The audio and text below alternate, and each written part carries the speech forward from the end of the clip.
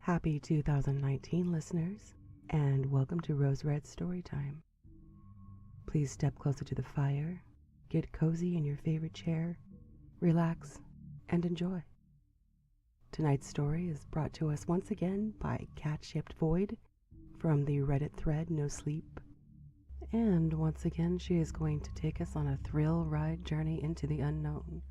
So without further ado, I bring you White Noise.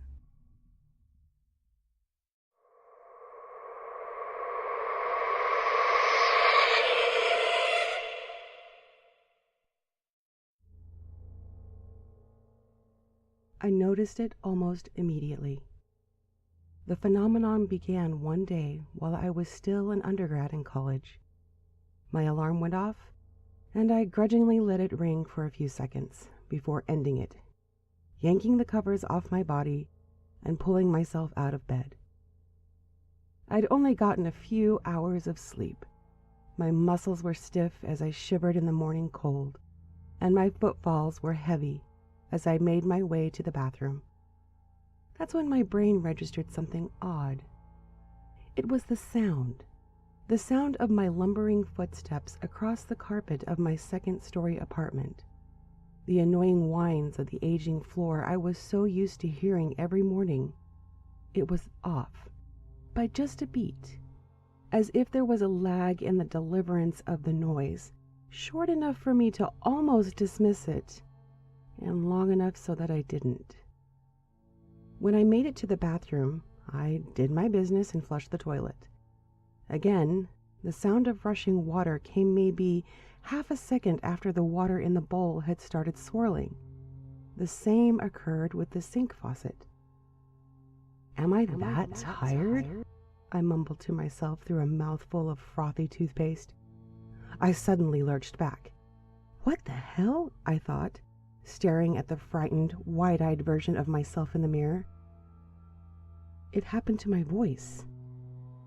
There was a haunting delay in it, too, like listening to the sound of your echo come back to you after shouting off the top of a mountain, or like an eerie vocalization mimicking your words in the exact same voice. My words were late, and they didn't feel like my own.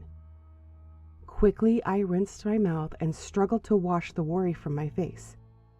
Surely it was just a case of the morning jitters. I was just tired from the lack of sleep and was registering everything late. Yeah, that seemed like the most reasonable explanation. I got dressed and ready as fast as I could, trying my damned hardest to ignore the plethora of jarring noises that were occurring at just the wrong moments. Closing the closet, zipping my backpack, locking the door, all of them off by just a beat, and I couldn't fucking ignore it. When I was outside heading to my car, I decided to measure how long the delay was. In one hand, I had my phone with the stopwatch application on the screen, and in the other, my car remote. I pressed the button to unlock my car the same time I started the timer. I stopped it once I heard the sound of the of my vehicle, and saw the noise was off by 0.53 seconds. I did the same thing when I shut my car doors, inserted the keys into the ignition, and listened for the engine roar. The times averaged 0.5 seconds. I rolled down the windows as I sat in my car. I wondered about the other noises I usually ignored on a daily basis that I was paying attention to now. Were the birds chirping overhead singing late too?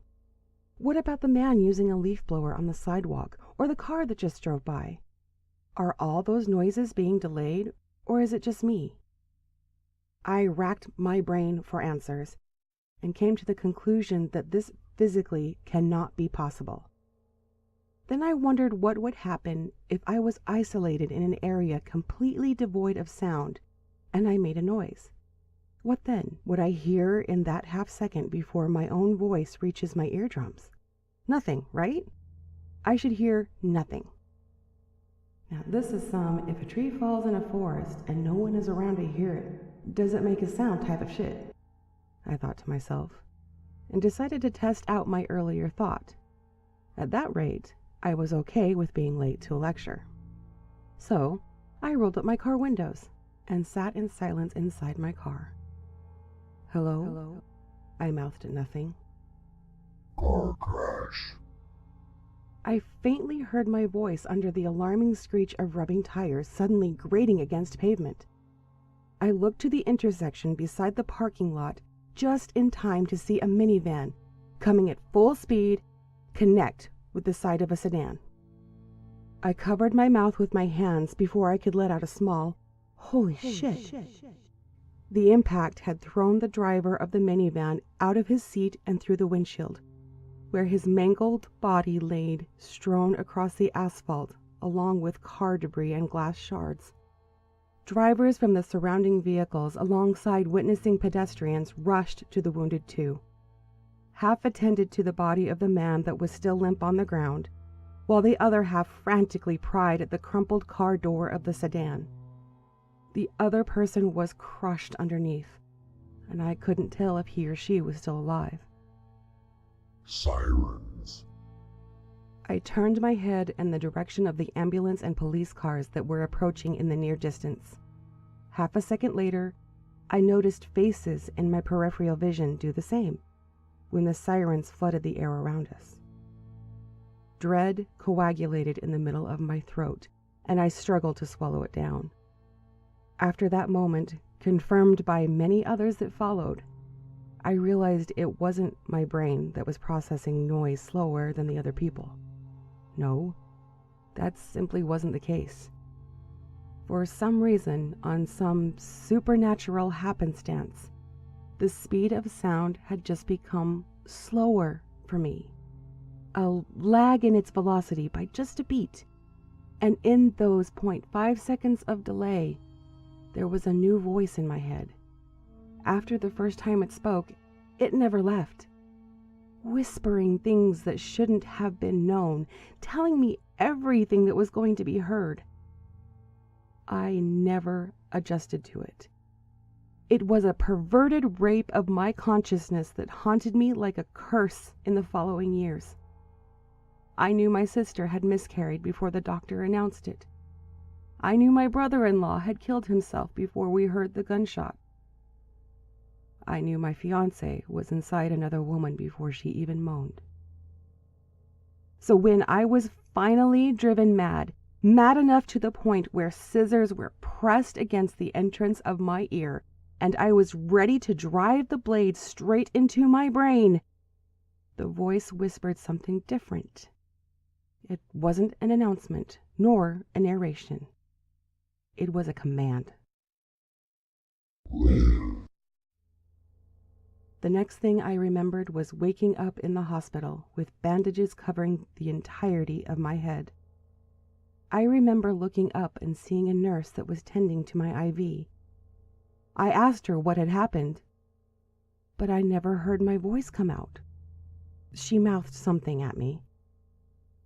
"I can't hear anything," I tried to say, and she looked at me with wide brown eyes filled with pity.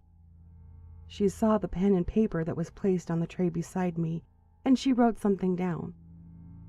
I looked at the message and was overcome with complete and utter joy.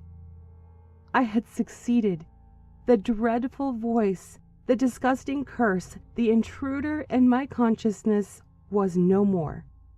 I'm finally free, I thought to myself, feeling warm, wet tears stream down my face. I'll never hear it again.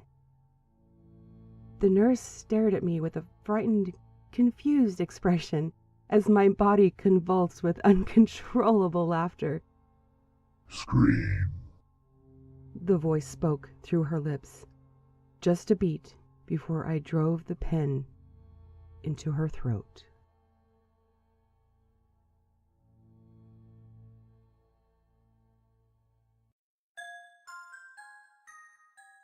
Well, that was a bit of a shocker. I have to admit, I was not expecting that. Thank you again, Cat-Shaped Void, for leaving us hanging and wondering what's going to happen next. So, until next time, dear listeners, stay safe and remember, even the dead can tell stories.